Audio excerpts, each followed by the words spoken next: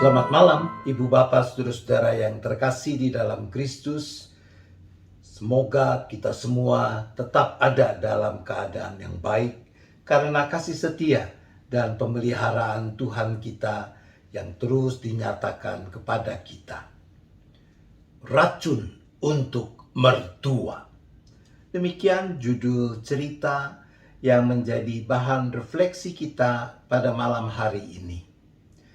Gyoklan, dia baru saja menikah dan tinggal bersama dengan suami di rumah mertuanya. Baru sebentar saja sudah terlihat bahwa Gyoklan dan ibu mertuanya tidak cocok. Karakter dan kebiasaan mereka sangat berbeda.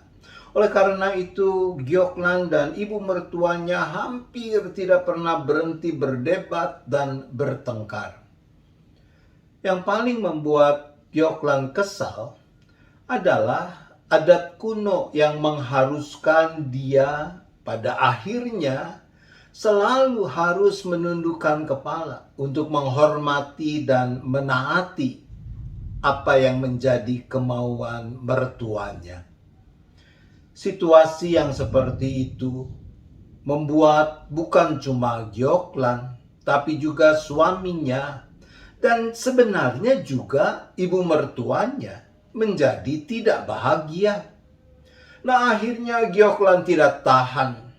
Pergilah dia menemui teman ayahnya, Shinsei Wang, yang punya toko obat di kota, yang hubungannya begitu baik dengan keluarga Gyoklan, sehingga Gyoklan biasa memanggilnya Paman Wang.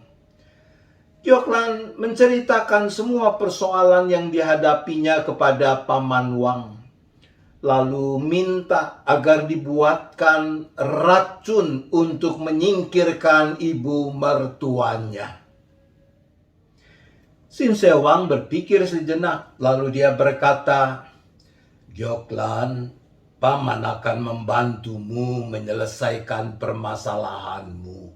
Tapi kau harus menaati apapun yang Paman katakan."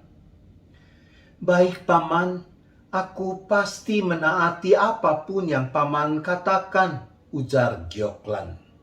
Shinsei Wang masuk ke dalam. Tidak lama kemudian ia kembali dengan menggenggam sebungkus ramuan.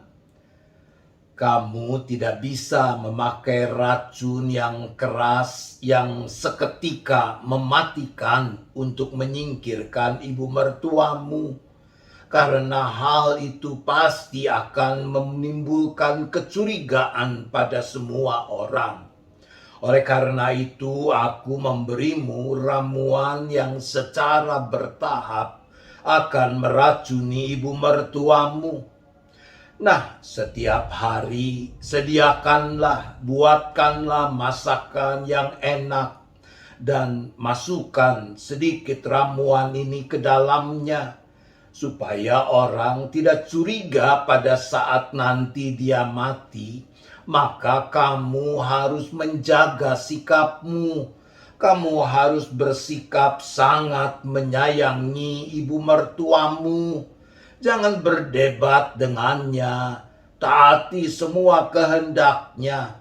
Pokoknya perlakukan dia seperti seorang ratu." Gyoklan sangat senang, sekalipun tidak mudah, tapi ada solusi untuk persoalannya.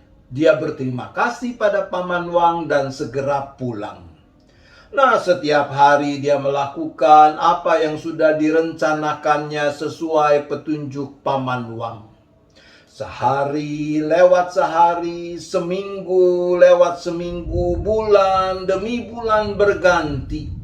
Setiap hari Gyoklan melayani ibu mertuanya dengan baik.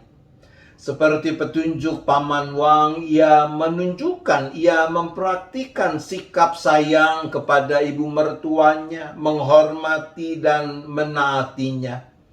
Untuk itu tentu Gyok harus berusaha sekuat tenaga untuk mengendalikan emosinya, Belajar bersabar kala apa yang dikehendaki ibu mertuanya tidak sesuai dengan keinginannya, dan seterusnya.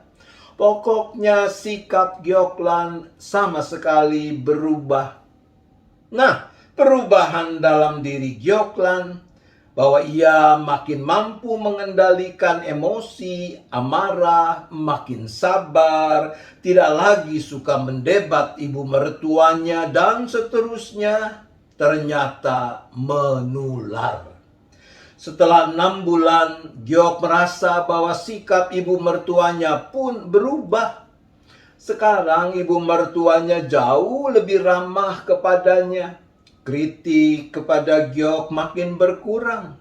Ia mulai menunjukkan kasih sayangnya, bahkan penghargaannya kepada Giok. Ibu mertuanya mulai memuji Gioklan kepada kawan-kawannya, kepada sanak familinya, bahwa Gioklan adalah menantu terbaik di seluruh dunia. Setelah 6 bulan, suasana keseharian hidup dalam rumah itu berubah drastis, penuh kebahagiaan dan sukacita. Saat itulah Gioklan teringat akan dampak racun yang setiap hari ia bubuhi dalam masakan yang dibuatnya untuk ibu mertuanya. Gioklan yang sudah semakin mengasihi ibu mertuanya sangat khawatir kalau racun itu akan merusak kesehatan ibu mertuanya dan benar-benar membunuhnya.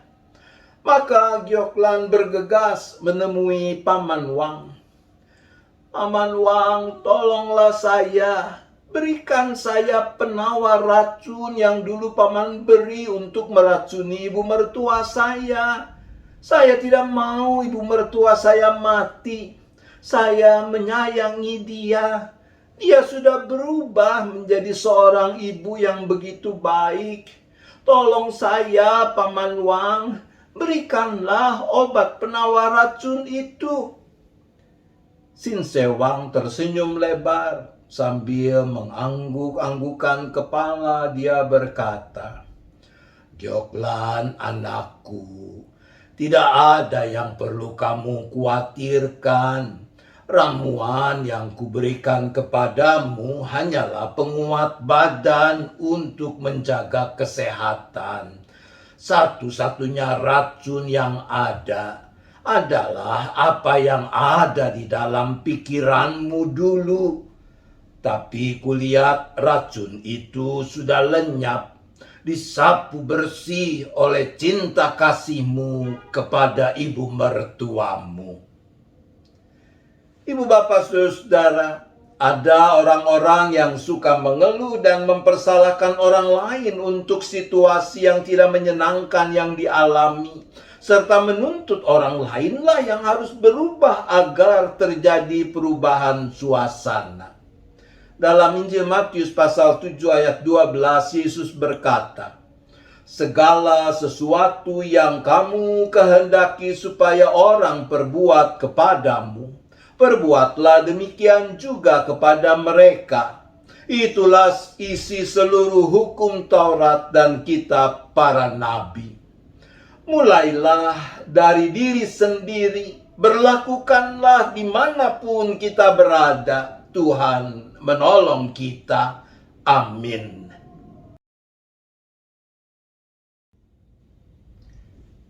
Mari kita berdoa. Bapa di sorga, setelah kami memperhadapkan kehidupan yang kami jalani pada kebenaran-Mu, kami berefleksi, maka kami mohon pengampunan kalau di sana sini kami masih suka menyalahkan orang lain untuk keadaan yang tidak menyenangkan dan menuntut orang lain berubah terlebih dahulu. Tuhan, kasihanilah kami.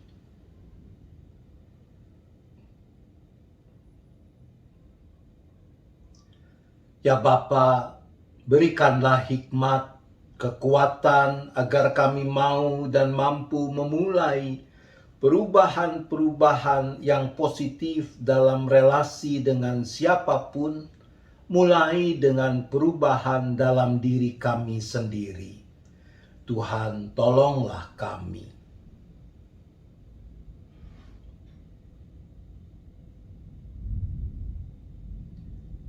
Ya Bapa, kami bersyukur untuk berbagai perkembangan yang positif dalam upaya mengendalikan pandemi di negeri ini, bahkan di seluruh dunia. Tetapi kami juga mohon agar seluruh anggota masyarakat tidak terlena dan dimampukan untuk dapat tetap berdisiplin memberlakukan protokol kesehatan dalam keseharian hidup. Untuk itu kami berdoa.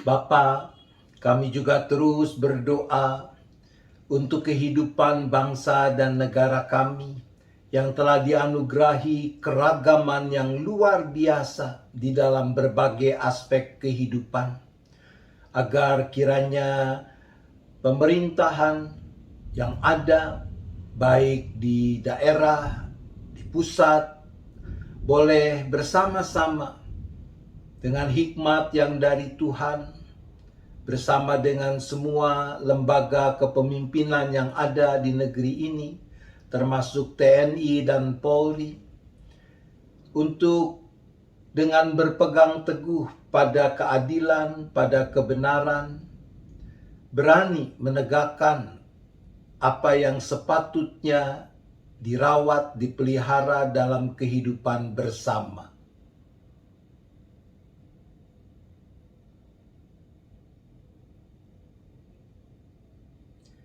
Bapa, kami juga tetap dan terus berdoa bagi keluarga-keluarga yang masih harus bergumul dengan berbagai masalah. Mungkin ada yang punya persoalan dengan sakit penyakit, entah itu yang dialaminya sendiri ataupun yang diderita oleh anggota keluarga. Mungkin ada yang punya beban karena sumber penghidupan, karena pekerjaan, usaha yang terganggu. Barangkali ada pasangan-pasangan suami istri yang masih bergumul dengan kerinduan akan kehadiran anak dalam hidup pernikahan mereka. Mungkin ada keluarga yang punya persoalan karena relasi yang tidak harmonis di antara para anggota keluarga. Ada anak-anak muda yang bergumul dengan masalah studi, masalah perjodohan, dan sebagainya. Kami datang kepadamu karena kami yakin, kami percaya bahwa seberapa besar persoalan yang kami hadapi, kasih setia dan kuasa-Mu terlebih besar. Maka kami memohon,